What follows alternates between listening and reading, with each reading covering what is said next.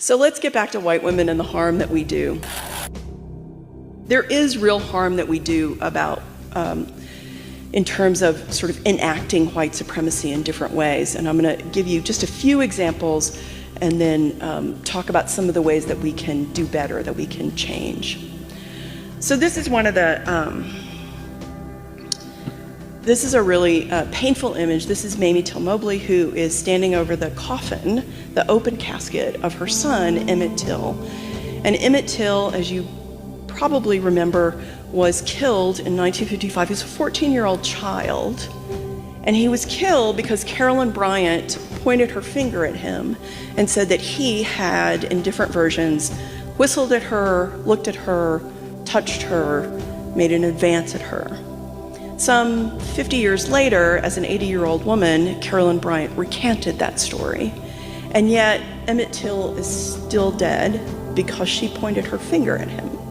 And it's that harm that I'm trying to get to. And this horrible, painful example is not isolated in American culture. Not even close. It's a pattern. And there's some more harm that we do. There's Marsha Blackburn talking to Judge Jackson. This is not a lynching, but it was a disrespectful and painful sort of questioning that was beneath the dignity of Judge Jackson, right? And this is Amy Cooper. I don't know if you remember this. This happened not too far from where I live in New York City.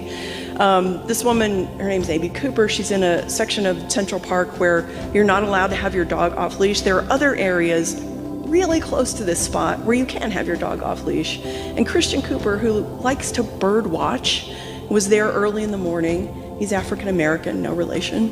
And he just asked her to leash her dog. Ma'am, would you leash your dog? And she starts freaking out, saying, what are you doing? What are you doing, right? And in one of the most chilling displays, the power of white women, she gets on the phone to 911 and she throws her voice about half an octave and says, I'm in danger. There's an African American man who's videotaping me and threatening me. Come quick, right?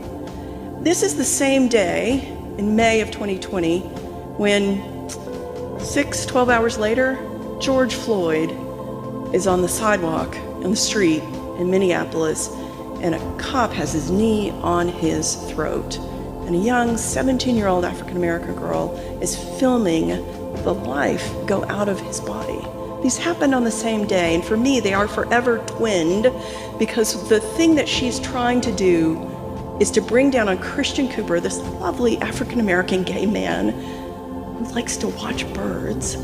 She's trying to make happen to him what happened to George Floyd that day. That's the harm that we do.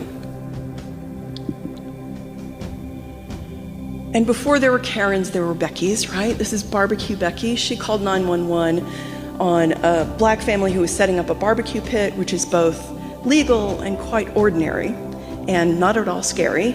But she called 911 and the police came, and then that family turned their cameras on her, and when she started being videoed, she ran away and cried. And this is another woman who got called Permit Patty, who was upset that there was a young black girl, I believe she was 8 years old, selling water on the sidewalk near her home without a permit. Visit Every Day is Juneteenth on Instagram and click the link in the bio to get the book.